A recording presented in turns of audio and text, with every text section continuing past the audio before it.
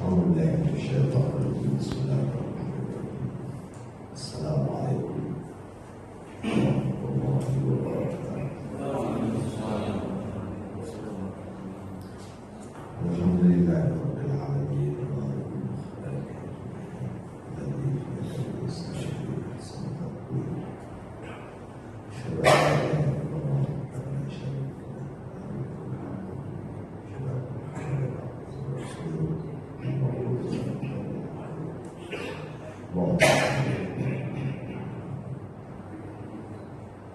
Bapak, ibu-ibu yang sangat sudah berbahagia merasakan kita di hari penghujung tahun 2020. Allah Subhanahu Wa Taala memberikan kita kesehatan lahir dan batin.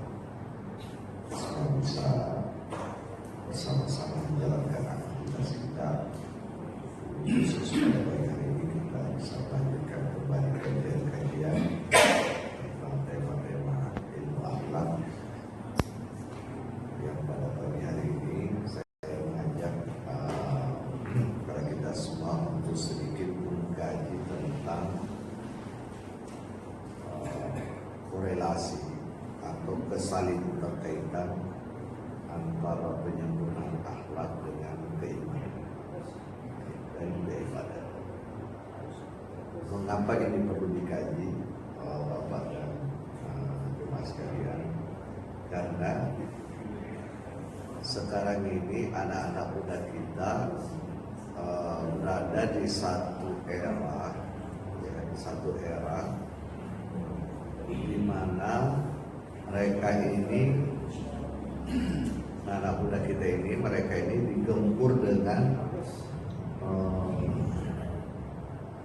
filosofi kehidupan yang disebut dengan empirisme.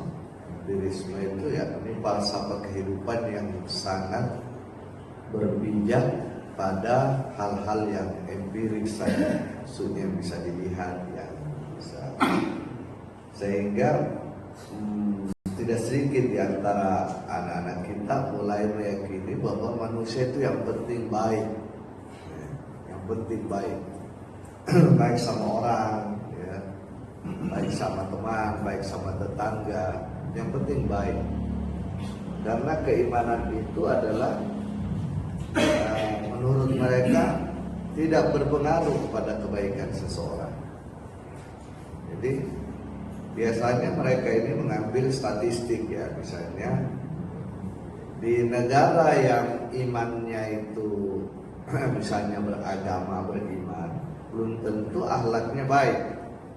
Ya, di negara-negara yang beriman, ya, beragama, akhlaknya malah kelihatan buruk. Jadi dia menunjukkan statistik-statistik seperti itu. Dan itu relatif tidak salah, ya, kalau kita melihat. Misalnya kalau kita misalnya di negara kita lah yang mayoritas Islam, ya, mayoritas beragama Islam. Kita kalau di lift itu berebutan lift, ya. Orang berebutan lift, jarang ada yang mau mengalah. Tapi mungkin kalau kita berada di negara-negara maju yang mungkin agamanya atau keimanannya tidak banyak atau tidak dipersoalkan keimanan, tapi rata-rata orang sadar gitu baik dari mereka di lift itu saling mempersilahkan, silakan duluan. Jadi ini biasanya ditunjukkan oleh anak-anak muda kita bahwa hidup di dunia ini yang penting orang baik. Nah, kita akan mengkaji di sini bahwa kalau menurut Islam tidak mungkin orang sempurna akhlaknya tanpa keimanan, tidak mungkin. Jadi itu hal yang sangat berkaitan. Saya ingat ceritanya. Terima kasih. Saya ingat ceritanya mendiang Mahatma Gandhi, ya. Bukan Mahatma Gandhi. Siapa namanya yang perempuan yang di India yang memelihara orang kusta itu? Bunda Teresa. Di Bunda Teresa ini dia hidup di Kalkuta itu. Jadi itu ratusan orang kustaba dia pelihara. Jadi orang-orang penderita lepra itu dia pelihara. Ini Bunda Teresa. Maksudnya orang-orang tidak ada yang tidak mengakui kebaikan Bunda Teresa.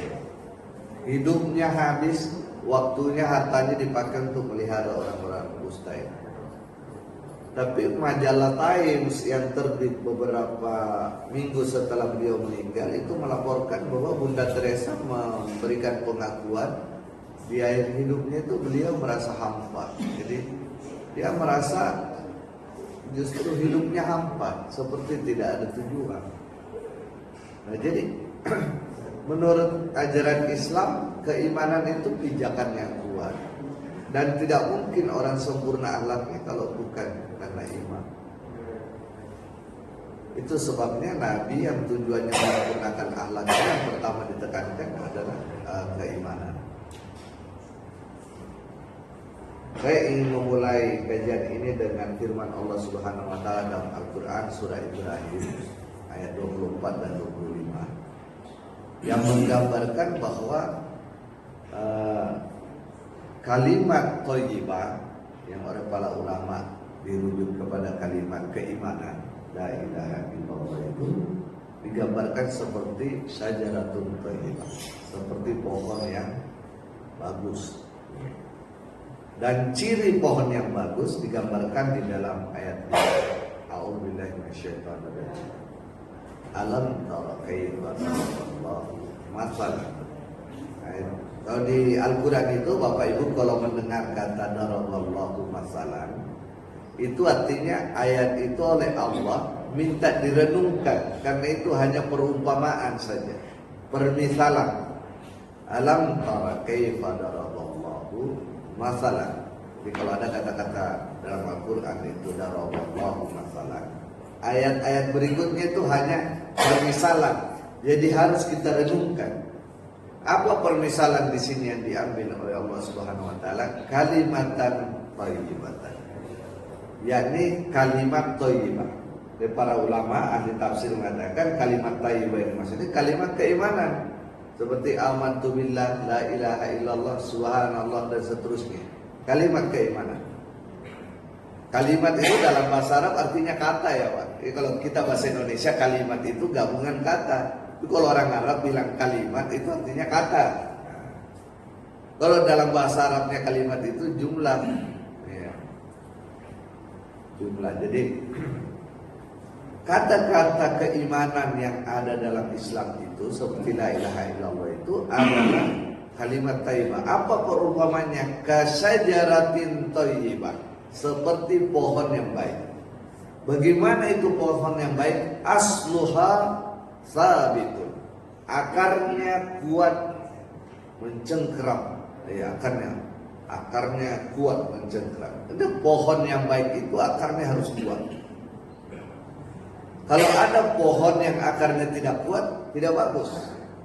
Pertama dia tidak bisa menyerap makanan, yang kedua tidak bisa menahan terpaan badai angin. Ya. Tapi ini kata Allah Subhanahu wa taala hanyalah permisalan. Ya, permisalan. Wa far'uha fis samai, dan cabangnya menjulang tinggi ke langit. Ya, pohon yang bagus itu cabangnya batangnya menjulang tinggi ke atas, tumbuh dan besar. Tu'ti ukulaha kullahin, pohon itu akan memberikan buah di setiap musim. Ya, di setiap musim. Bi'idzni rabbiha, dengan izin Tuhannya. Lalu Allah tutup ayat ini kembali, wa yadribullahul amsal, dan Allah mengambil misal permisalan ini linnas, bagi manusia, la'allahum yatadzakkarun, supaya manusia itu mengambil pelajaran. Tidak banyak orang mengambil pelajaran dari ayat ini. Tidak banyak. Hanya orang yang merenungkan, mentadaburi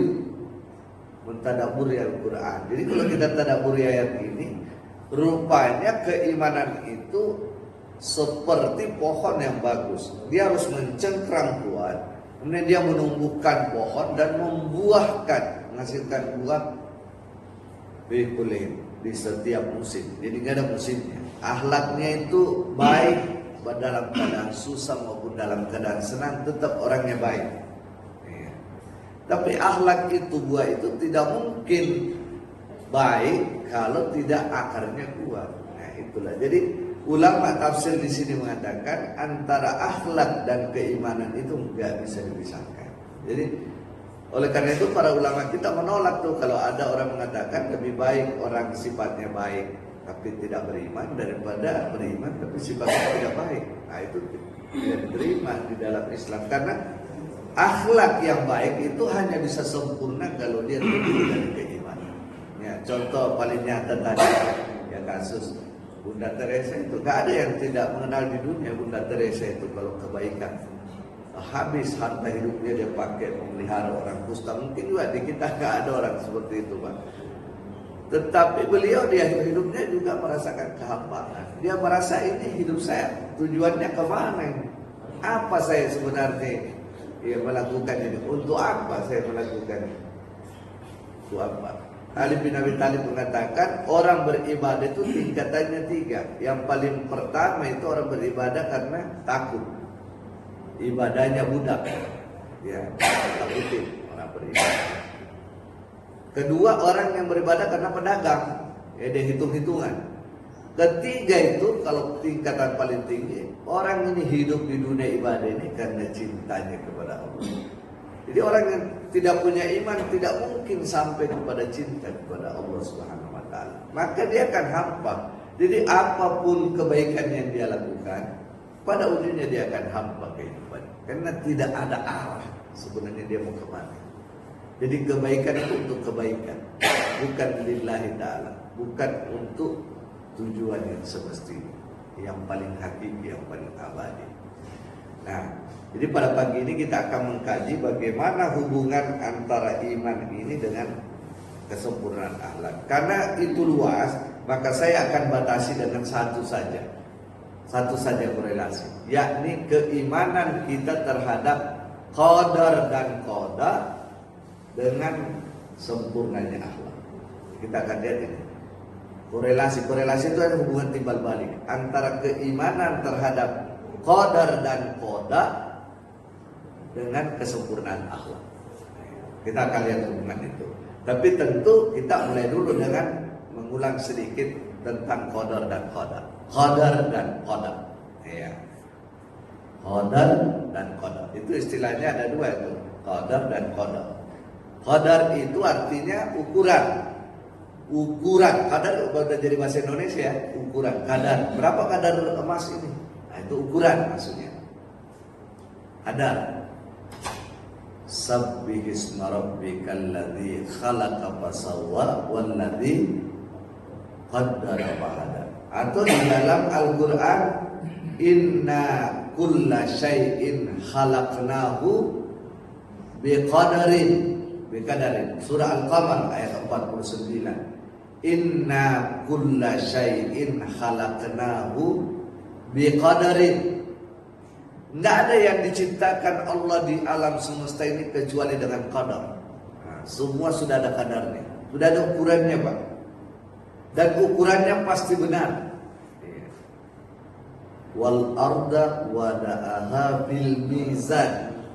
Allah tadagaw bil mizan. Wa aqimul wazna bil qisti wa la tukhsirul mizan.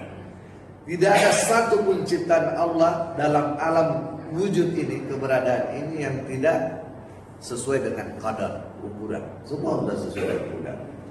Jadi qadar sudah ada semua qadarnya. Kalau qadar, apa itu qadar? Qadar itu ketetapan. Jadi kalau qadar sudah menjadi sesuatu yang terjadi namanya qadar.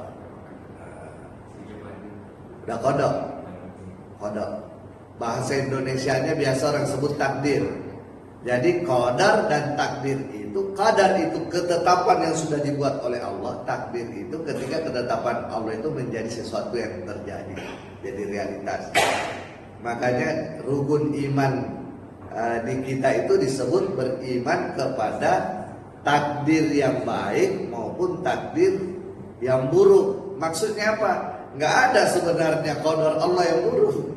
Semua qadar Allah itu baik, tapi ketika sudah menjadi sesuatu terjadi di mata manusia, kadang-kadang yang terjadi itu dianggap baik, kadang-kadang dianggap buruk, ya. Kadang-kadang misalnya orang kecurian itu dianggap takdir yang buruk, ya. Kalau dia dapat bonus dari kantor namanya takdir yang baik, ya. Tapi itu kan di mata orang yang kena itu, dan di mata yang kena kecurian takdir buruk, yang dapat bonus takdir baik, iya. Kalau mungkin yang punya perusahaan terlalu banyak keluarkan bonus, takdir buruk mungkin, ya. Misalnya nih, misalnya bapak-bapak punya kantor, punya perusahaan, karyawannya misalnya 50 orang. Dari 50 orang itu 20 sakit COVID. Semua harus dikasih tunjangan. Nah, kalau karyawannya mengatakan takdir buruk tuh dapat tunjangan. Tapi yang punya perusahaan namanya takdir baik bagi yang dapat tunjangan. Tapi yang ngasih tunjangan takdir buruk. Karena dia harus kasih keluar duit banyak untuk ngasih bonus. Nah, jadi takdir itu hanyalah realisasi dari qadar. Realisasi dari qadar. Nah, nanti kita lihat apa hubungannya ini dengan akhlak. Jadi yang dimaksud qadar itu adalah penentuan ukuran, batas, sistem kehidupan ini oleh Allah Subhanahu wa taala yang paling tidak mencakup 3 hal. Jadi yang ditentukan Allah itu paling tidak yang bisa kita baca dari teks-teks agama. 3 hal. Pertama, struktur sebab akibat. Jadi yang menentukan hukum kausalitas itu Allah Subhanahu wa taala. Bahwa kalau ini dilepas jatuh. Iya. Ya. Ini bukan manusia yang bikin ini. Ini udah diciptakan oleh Allah Subhanahu wa taala. Namanya hukum sebab akibat. Kalau kita menanjak capek, ya. Kalau nurun harus ngerem. Nah, itu hukum sebab akibat gitu. Ya. Itu udah ditentukan semua oleh Allah Subhanahu wa taala, struktur sebab akibat. Mulai dari alam paling kecil seperti proton, neutron sampai galaksi itu diatur oleh hukum sebab akibat. Nah, hukum sebab akibat itu disebut qadar. Ya, dia adalah qadar. Walan tajida li sunnatillahi tabdila. Dan engkau tidak bisa menemukan perubahan dalam sunnatullah. Tidak ada perubahan. Yang kedua, yang sudah ditetapkan Allah adalah kapasitas dan potensi semua makhluk.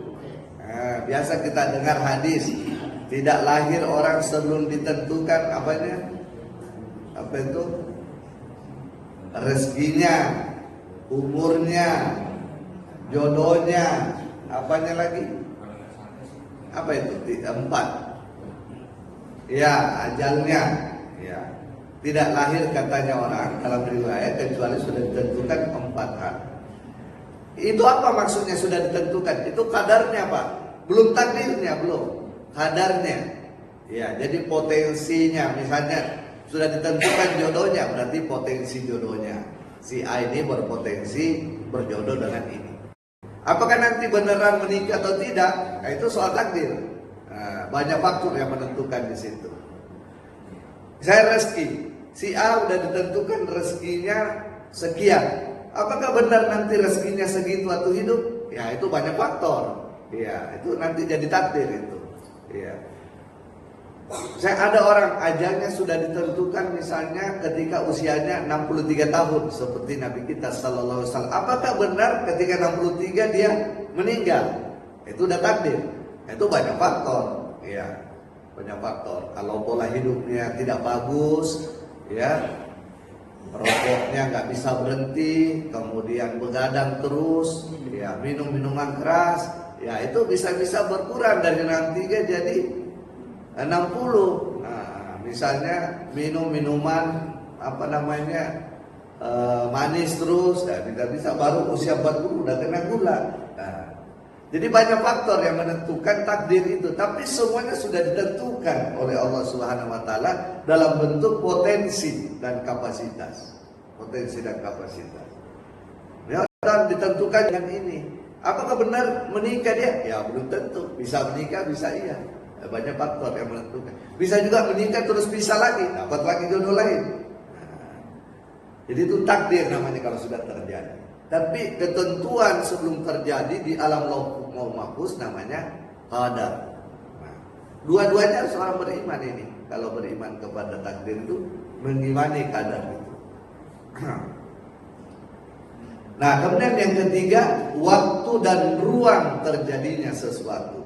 Jadi waktu dan ruang, karena bumi ini dicirikan ada waktu ada ruang. Itu sudah ditentukan Allah Subhanahu wa taala dalam bentuk qadar. Nah, sedangkan qada itu adalah realisasi atau terjadinya qadar tadi. Itu namanya qada, atau bahasa Indonesianya orang sering bilang masyarakat awam takdir. Emang saya udah takdirnya begini Pak gitu. Kenapa Bapak sakit-sakitan dulu? Emang saya udah takdirnya begini Pak. Nah itu. Jadi takdir ini sebenarnya bisa berubah-ubah. Seperti ajal kata Nabi, umur itu bisa diperpanjang dengan apa kata Nabi? Sedekah, ya, silaturahim kata Nabi itu bisa memperpanjang umur. Ya, kalau orang rajin sedekah, rajin silaturahmi, panjang umur. Kalau tanya dokter ahli jiwa sekarang ini, ya itu membenarkan itu. Kenapa silaturahmi bisa panjang umur? Karena hati bahagia, Pak.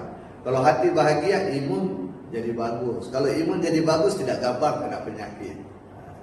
Jadi, kenapa Nabi bilang silaturahmi itu, ya apa namanya, bisa memperpanjang umur? Karena orang lebih bahagia kalau silaturahim. Sedekah. Orang sedekah itu juga bahagia. Ya, jarang orang yang rajin bersedekah itu mukanya merungut. Biasanya justru orang pelit. Karena setiap dimintai sumbangan dia susah. Jadi susah. Ini mengurangi umur, malah bisa mengurangi umur. Jadi kalau para dokter bilang yang bisa memperpanjang umur itu adalah makanan yang sehat, yang mengurangi umur itu adalah makan tidak sehat. Maka kalau Nabi yang bisa perpanjang umur itu kebahagiaan. Ya, kalau orang lebih bahagia itu panjang umur. Kalau orang hidupnya stres susah itu bisa memperpanjang umur. Itu sering Nabi mengatakan seperti itu. Dan sebenarnya sekarang dokter udah mulai bahwa stres itu salah satu faktor yang bisa mengurangi umur. Orang terlalu stres, hidupnya ini terlalu dibawa stres. Jadi baik qadar maupun qada itu berlangsung berdasarkan hubungan sebab akibat. Dan nah sekarang pertanyaannya, Bapak Ibu, sebelum saya sampai ke situ ke pertanyaan saya bacakan dulu ayat. Benar-benar ayat ini harus diimani oleh setiap muslim. Ini Al-Quran, surah Al-An'am ayat 59. Wa indahu mafatihul ghaib. Surah Al-An'am ayat 59. Wa indahu mafatihul ghaib. Di sisi Allah lah kunci segala yang gaib. Ya, mafatih itu artinya kunci-kunci. Ya, kalau kunci itu artinya miftah satu. Kalau banyak kunci namanya mafatih. Jadi di sisi Allah lah kunci-kuncinya segala yang gaib. Termasuk yang kita tidak tahu nih, kapan kita meninggal, berapa rezeki kita, siapa jodoh kita, berapa cucu kita, itu semua gaib, Pak. Nah, kunci-kuncinya itu ada di sisi Allah semua. Kunci gaib. La ya'lamuha illa huwa. Tidak ada yang tahu kunci-kunci itu kecuali Dia. Allah Subhanahu wa taala. Wa ya'lamu ma fil barri wal bahri. Dan Allah itu tahu semua apa yang ada di daratan dan di lautan. Apalagi selain daratan dan lautan. Jadi Allah tahu semua apa yang ada di daratan dan apa yang di lautan. Wa ma tasqutu min waraqatin illa ya'lamuha. Dan tidak ada selembar daun pun yang jatuh kecuali Allah sudah tahu. Bayangkan Bapak Ibu jemaah sekalian, tidak ada selembar daun pun yang jatuh kecuali Allah sudah tahu. Wala habbatin fi zulumati al-ardi, dan tidak ada sebesar biji apapun, biji kecil apapun dalam kegelapan. Wala radbin wala yabisin, dan tidak ada sesuatu yang kering dan tidak ada yang basah kecuali fi kitabim mubin, sudah dicatat dalam kitab yang nyata.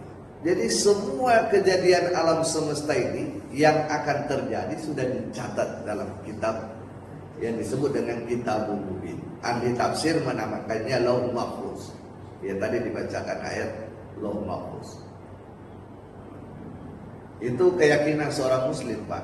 Jadi nggak ada yang terjadi kecuali semua sudah ditentukan oleh Allah Subhanahu wa taala dalam bentuk qadar, ketetapan. Nanti kalau sudah terjadi betul, itu namanya qada atau takdir. Qada atau takdir. Nah, di mana letaknya peran manusia di situ? Qadar dan qada itu. Nah, akidah Islam mengajarkan la jabru wala taqwid bal amru bainal amrayn. Ini urusan berada di antara dua urusan. Maksudnya manusia itu tidak dipaksa mutlak, tapi tidak dibebaskan juga mutlak. Manusia berada di antara keduanya. Kenapa di antara keduanya? Karena kita bebas menentukan takdir kita bebas memilih takdir kita, tapi berada dalam kekuasaan Allah Subhanahu wa taala. Berada dalam kekuasaan. Jadi manusia bebas memilih ikhtiarnya, menjalankan ikhtiarnya. Tapi baik kehendak memilih, kemampuan maupun akibatnya ditentukan oleh Allah. Jadi manusia itu berada di antara dua amrul bainal amrayn. Urusan takdir itu kita berada di antara dua urusan. Urusan pertama kita dikasih kebebasan, urusan kedua kita tidak bebas karena kita berada dalam kekuasaan Allah Subhanahu wa taala. Gak bisa kita mengatakan saya sehat karena gaya hidup saya sehat. Coba Pak. Itu musyrik itu. Kenapa Bapak bisa sukses? Alhamdulillah karena saya rajin bekerja. Kenapa bisa Bapak rajin bekerja? Kemampuan bekerja dari mana? Keinginan kuat bekerja dari mana? Ilmu bekerja dari mana? Itu semua dalam genggaman Allah Subhanahu wa taala. Jadi posisi manusia itu antara bebas dan terikat sebenarnya. Dia di bawah kekuasaan Allah Subhanahu wa taala. Ya. Tapi jadi yang salah itu adalah Jabariyah dan Qadiriyah. Ya, kalau Jabariyah menganggap manusia itu terpaksa melakukan. Ya, apa bedanya kita dengan hewan kalau seperti itu? Ya. Kalau ada orang kadang-kadang mengatakan, kenapa Bapak belum bisa sholat, belum pergi ke masjid sholat? Ya inilah bagaimana kehendak Allah masih begini saya. Ya, Allah menghendaki saya belum sholat. Nah, itu namanya Jabariyah. Jadi dia membenarkan apa yang tidak benar dengan alasan itu kehendak Allah. Kalau Qadariyah, di mana salahnya Qadariyah? Ya, takdir kita ditetapkan oleh kita. Ya. Kita menetapkan takdir kita itu dalam kekuasaan Allah Subhanahu wa taala. Jadi manusia tidak bebas melakukan apapun yang dia inginkan. Dia dikendalikan oleh Allah Subhanahu wa taala. Jadi ikhtiar manusia itu tidak berada di luar qadar Allah Subhanahu wa taala. Jadi kalau manusia menganggap ikhtiarnya itu di luar qadar Allah, inilah yang bertentangan dengan keimanan atau akidah Islam.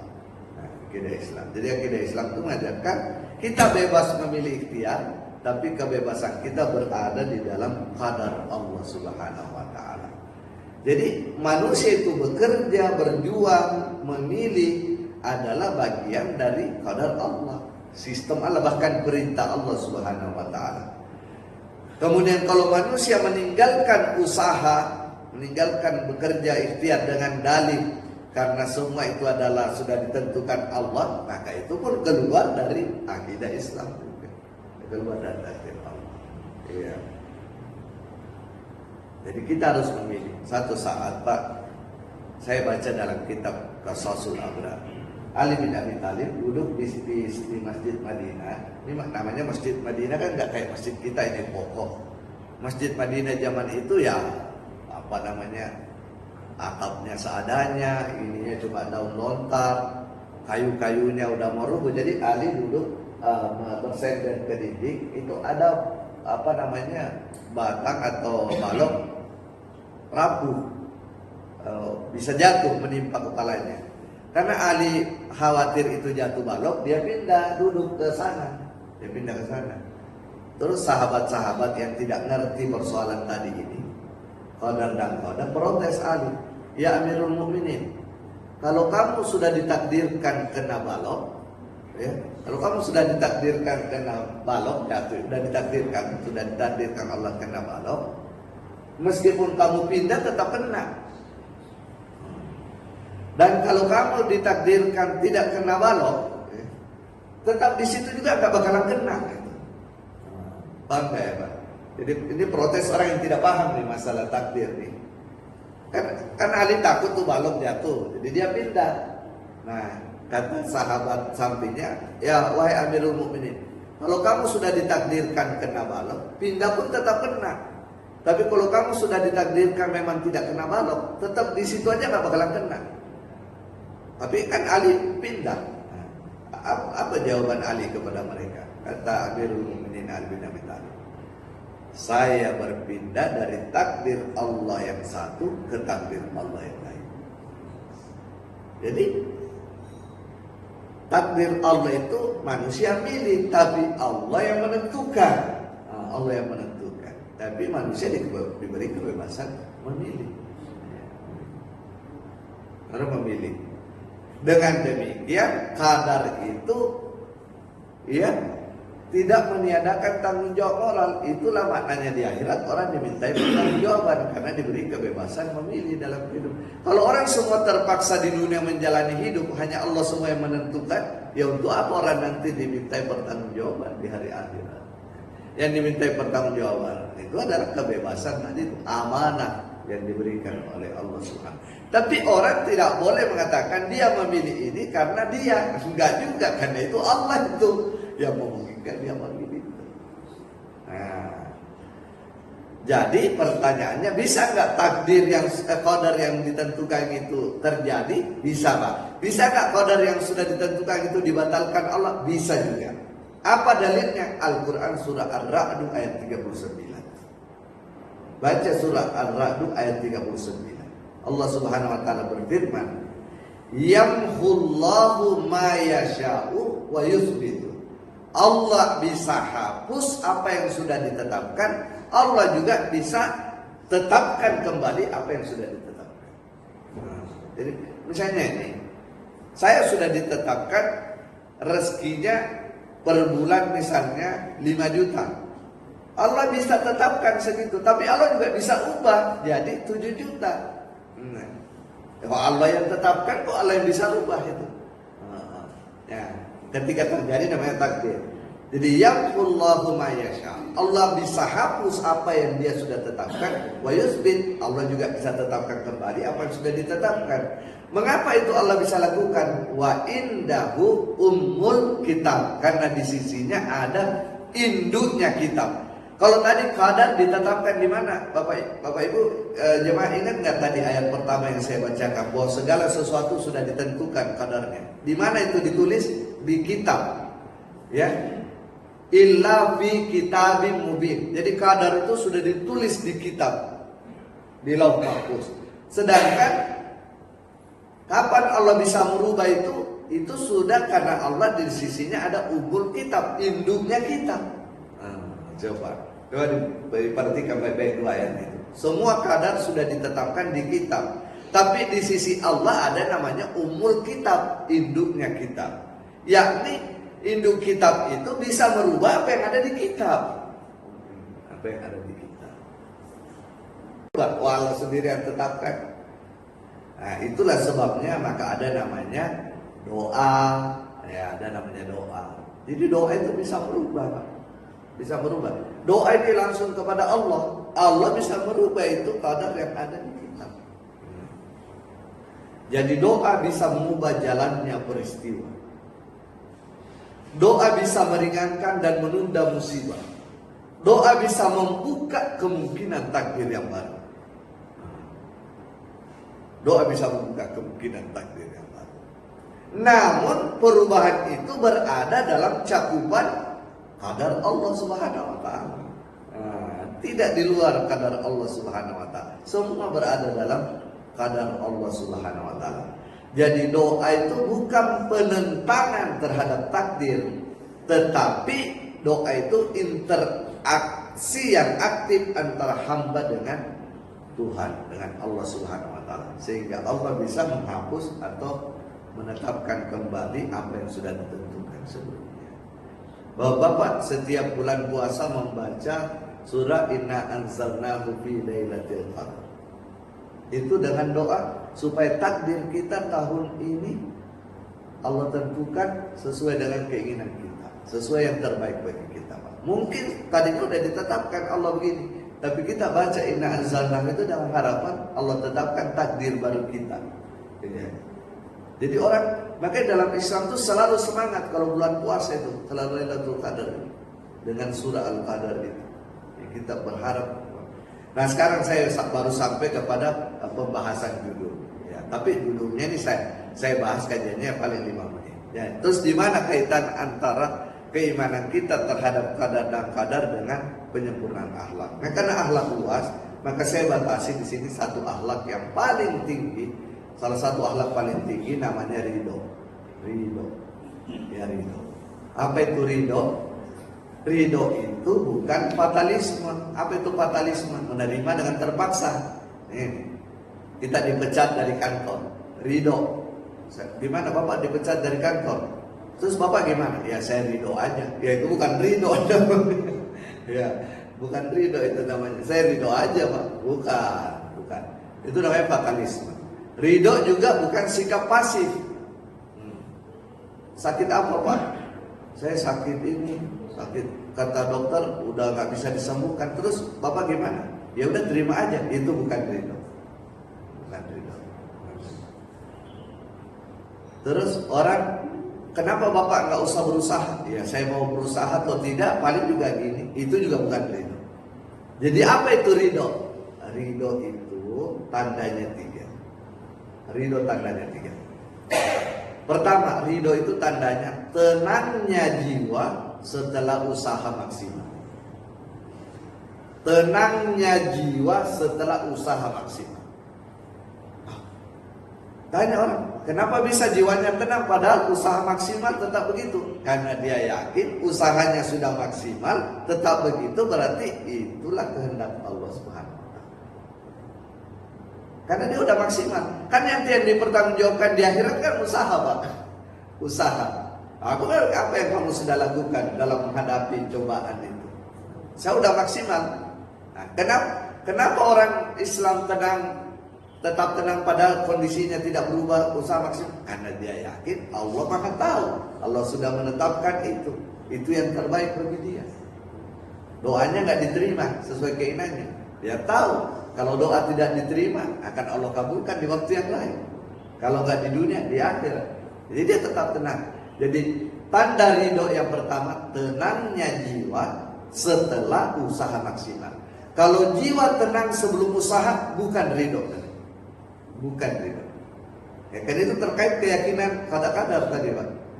Tanda yang kedua, ridho itu menerima hasil sebagai kesadaran tauhid. Jadi hasil itu dia terima karena dia sadar bahwa semua ini diatur oleh Allah Subhanahu wa Ta'ala. Namanya tauhid rububiyah. Ya, kalau kita belajar kitab tauhid namanya tauhid rububiyah. Semua ini yang ngatur Allah Subhanahu wa Ta'ala. Namanya Rabb. Jadi dia menerima hasil sebagai kesadaran tauhid, bukan terpaksa. Dan tanda yang terakhir, ya, menerima itu dan mengakui yang terjadi itu sebagai keyakinan bahwa ilmu Allah, hikmahnya Allah jauh lebih luas daripada pengetahuan kita. Itu ada ayatnya. Boleh jadi kamu menganggap sesuatu itu baik padahal tidak baik bagi kamu. Boleh jadi kamu menganggap hal itu tidak baik padahal baik bagi kamu. Maksudnya ilmu Allah dia yakini lebih luas daripada pengetahuan dirinya. Nah yang terakhir Bapak Ibu sebelum saya tutup, kenapa ada orang bisa ridho dalam hidupnya? Ada orang yang ridho, ada yang tidak ridho dalam hidupnya. Nah itu jawabannya yang dibacakan imam kita tadi waktu sholat, waktu rakaat kedua. Apa ujungnya tadi surah Al-Bayyinah yang dibacakan imam kita itu? radhiyallahu anhum wa radu an dzalika liman khasyiyah. Itu kuncinya, Pak. Yang mana duluan, Pak? Allah ridha ke kita atau kita ridha kepada Allah? Di ayat itu tadi. Mana duluan? Allah dulu ridha ke kita atau kita ridha kepada Allah? Di ayat yang dibacakan imam kita itu. Radhiyallahu anhum wa radu anhum. Duluan mana? Duluan Allah ridha kepada kita. Jadi orang-orang yang ridho itu orang yang sudah diridhoi oleh Allah Subhanahu. Jadi ridho ini bukan soal saya mau ridho, nggak bisa Pak. Saya mau ridho jalan. Ya memang kita pengen, tapi belum tentu bisa, Pak. Kapan orang bisa ridho? Kalau Allah sudah ridho kepada orang. Gimana caranya Allah ridho kepada orang itu? Ya dia ikuti perintah Allah, dia jauhi larangan Allah, ikuti pasti Allah ridho kepada dia. Kalau Allah sudah ridho kepada dia, dia juga hidup ridho dalam kehidupan ini. Tapi kata ayat itu, dzalika liman, yang begitu hanya bisa bagi siapa? Liman khasyya rabbah, orang yang betul-betul khusyuk hubungannya dengan Tuhannya, khusyuk. Mau dia sholat, mau di luar sholat, mau kerja, mau berdagang, selalu khusyuk hubungannya dengan Allah Subhanahu. Jadi kaitan antara akhlak dengan iman di dalam Al-Quran gak bisa ditawar-tawar. Hanya orang yang imannya kuat dan benar yang bisa benar akhlak. Ini akhlak udah paling tinggi, Pak, ridho itu. Ridho itu udah akhlak yang sangat tinggi. Dan ternyata menurut Al-Quran, ridho itu berakar dari ketakutan, kekhusyuan kepada Allah, keimanan yang kuat kepada Allah Subhanahu. Demikianlah yang bisa saya jadikan sebagai oleh-oleh pagi hari ini. Bagaimana akhlak itu tidak bisa kita sempurnakan tanpa keimanan yang kuat. Jadi memang saya mengajarkan akhlak di masjid yang kita cintai ini. Tapi kan ustaz-ustaz kita yang lain mengajarkan akidah, iman. Jadi jangan disepelekannya. Memang tujuan Nabi datang menyempurnakan akhlak, tapi keyakinan yang kuat, iman yang kuat itu adalah akal dalam akhlak. Jadi mohon semua pelajaran agama itu kita dalami, kita resapi. Itu ngajar kitabnya beda-beda, tapi pada hakikatnya satu. Makanya Quran ini kan tidak ada Quran akidah, tidak ada Quran syariat, tidak ada Quran akhlak, Pak. Ya Quran ya Quran. Di dalamnya itu tergabung apa tuh minuna bi ba'dil kitab wa takfuruna bi ba'd. Kata Quran, jangan sampai kalian hanya iman satu bagian Al-Quran tapi menolak sebagian Al-Quran yang lain. Tidak boleh. Kita harus mengimani dan mengamalkan Al-Quran secara utuh. Ya sesuai kemampuan kita. Pelan-pelan. Tapi semangat, tapi pelan-pelan sesuai kemampuan kita. Jangan melampaui keinginan Allah Subhanahu wa taala. Baik, Allah Subhanahu wa taala kalau menginginkan kita baik, insya Allah kita baik.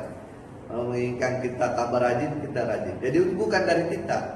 Ini kita hanya menginisiasi, Pak, mengawali dengan niat yang baik. Insya Allah akan tarik, Allah tarik kita. Kalau niat kita baik, selalu mau jadi orang baik, Allah tarik kita jadi orang baik. Tapi kalau kita tidak punya niat jadi orang baik, ya wa ma alaina illal balagul mubin, kata Nabi kita. Saya tidak melakukan apa-apa kecuali hanya menyampaikan, kata Nabi. Iya, orang itulah yang bisa memperbaiki dirinya sendiri, bukan Nabi. Nabi datang hanya menyampaikan saja, menjelaskan. Kira-kira itulah Bapak Ibu yang sekarang berbahagia saya sampaikan. Mohon maaf apabila ada yang terkena. Mungkin sebelum saya tutup, ada yang ingin bertanya atau berdiskusi?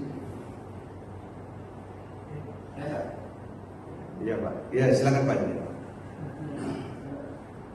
Tadi disebutkan manusia diberi kebebasan untuk memilih takdir, tapi Allah yang menentukan. Bagaimana kita mengetahui pilihan takdir kita ini sudah sesuai dengan ketentuan Allah yang terdapat dalam ilmu kitab tadi di Lauhul Mahfuz? Apa ciri-cirinya? Usaha kita ini sudah sesuai dengan ketentuan Allah yang sudah ditentukan oleh Allah. Iya. Bagus sekali Pak pertanyaannya.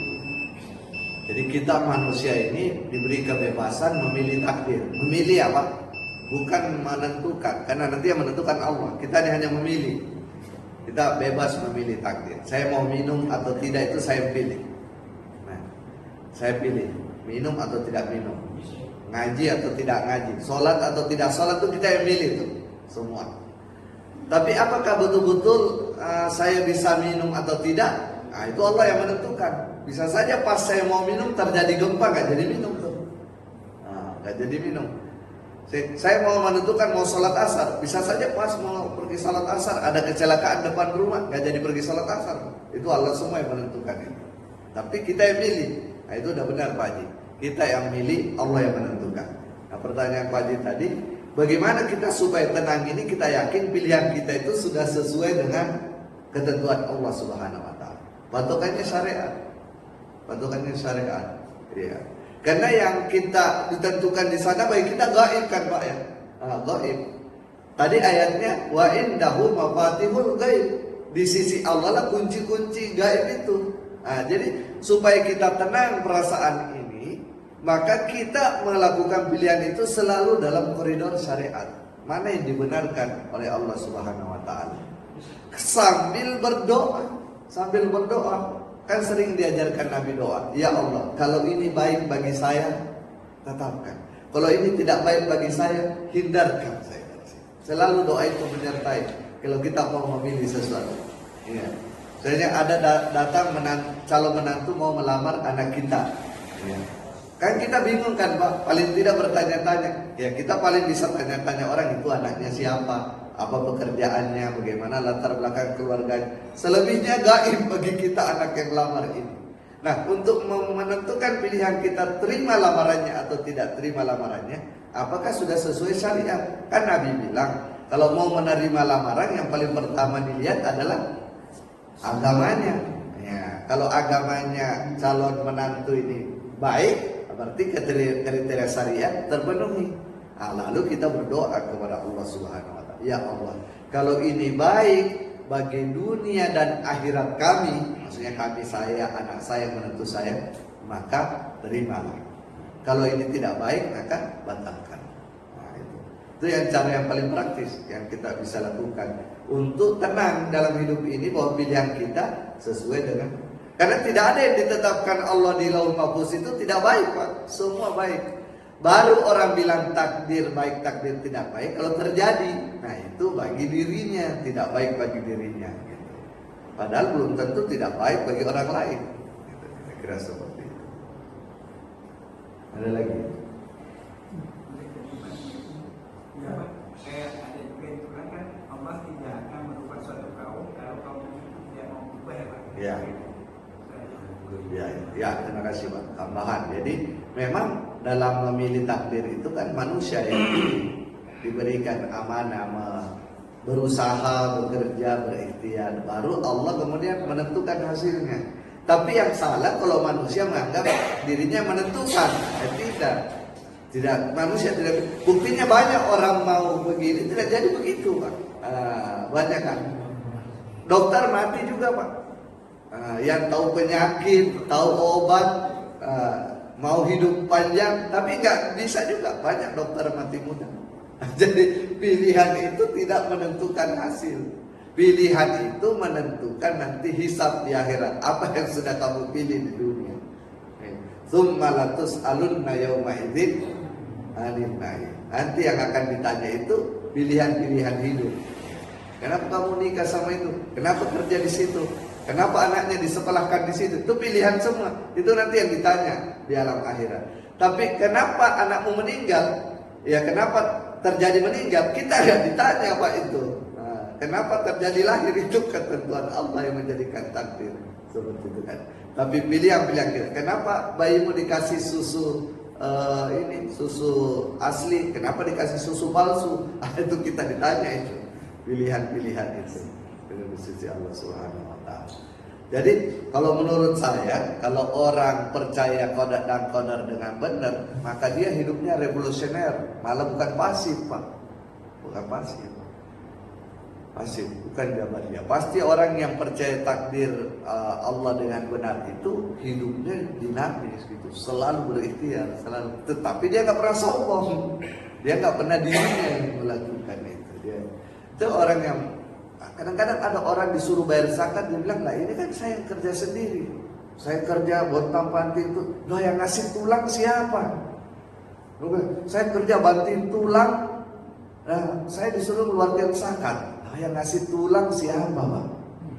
Mau banting tulang mana kalau tidak dikasih tulang oleh Allah Subhanahu wa taala? Nah, jadi kadang-kadang orang menganggap pilihannya itu di luar qadar, padahal kita itu ikhtiar kita, pilihan kita di dalam qadar Allah Subhanahu wa taala. Nah, itu yang keyakinan. Jadi, keyakinan itu dalam Islam harus kuat dan harus benar. Karena kalau kuat tidak benar, nanti implikasinya dalam kehidupan sehari-hari salah gitu. Tidak banyak, Pak. Di zaman abad pertengahan banyak berkembang. Kalau yang penting penguasa itu sholat, meskipun dia zolim ke rakyatnya, nggak boleh didemo. Itu berkembang di abad pertengahan, Pak. Kan banyak raja-raja. Coba nonton film itu, Turki Utsmani itu. Iya, itu kan Sultan itu hidup mewah, zalim ini, tapi dia tetap sholat. Maka para ustadz itu dibayar oleh raja menceramahkan bahwa selama dia sholat jangan didemo, jangan diprotes. Enggak, ya bisa. Kalau salah ya harus diprotes. Orang harus berusaha memperbaiki diri. Karena nanti ditanya ini, ustadz di akhirat ini ustadz yang benarkan kezaliman kalau seperti ini. Gak bisa, Pak. Takdir itu bisa dirubah oleh manusia dengan berusaha, dengan kerja. Tapi manusia tidak boleh meyakini perubahan itu terjadi karena dirinya. Nah, itu yang salah. Itulah yang dimaksud dengan al-amru bainal amrayn. Persoalan qada-qadar itu adalah urusan yang berada di antara dua urusan. Urusannya manusia memilih, urusannya Allah menentukan. Nah, ini nggak ada, Pak. Agama lain nggak punya konsep yang unik seperti ini. Inilah khas Islam yang luar biasa. Makanya dia masuk ke rukun iman. Rukun iman. Ini kalau orang meyakini ini takdir dengan benar, maka hidupnya insya Allah dia revolusioner. Ya. Selalu mau jadi orang baik, tapi tidak pernah sombong. Tidak pernah sombong. Tapi kalau orang salah memahami ini, ya ada dua kemungkinan. Kalau salahnya salah jabarnya, hidupnya pasti selalu menerima. Kalau dia qadariyah, hidupnya sombong dan selalu merasa karena dia perubahan ini karena dia. Nah, itulah yang disebut dengan al-amru bainal amrayn. Kita harus berada di antara dua urusan. Urusan pertama kita ditentukan semuanya oleh Allah. Urusan kedua kita diberikan amanah untuk berikhtiar, bebas memilih dan nanti mempertanggungjawabkan pilihan. Nah, dan seperti Pak Haji tadi katakan, supaya kita bisa tenang dalam memilih, selalulah dalam koridor syariat, sunnah Nabi. Kemudian doalah kepada Allah untuk ditunjukkan mana yang terbaik. Kalau itu tidak baik bagi kita jangan lakukan. Meskipun secara hawa nafsu pengen banget, Pak. Kalau perlu pas mau beli baju di mall, Pak, baca aja doa itu. Ya Allah, kalau baju ini memang baik bagi saya, jadikan saya beli. Kalau nggak baik, batalkan saya beli. Nah, tapi mungkin jarang-jarang kita berdoa kalau gitu di mall. Karena udah suka bajunya, kita beli aja itu baju. Ya, kira-kira begitulah. Ya, mari kita tutup Bapak Ibu dengan doa kepada Tuhan. Jadi subhanallah, alhamdulillah, asyhadu an la ilaha illa anta, astaghfiruka wa atubu ilaik. Subhanallah, rabbil izzati amma yasifun, wassalamun ala al-mursalin, walhamdulillahi rabbil alamin. Wassalamualaikum warahmatullahi wabarakatuh.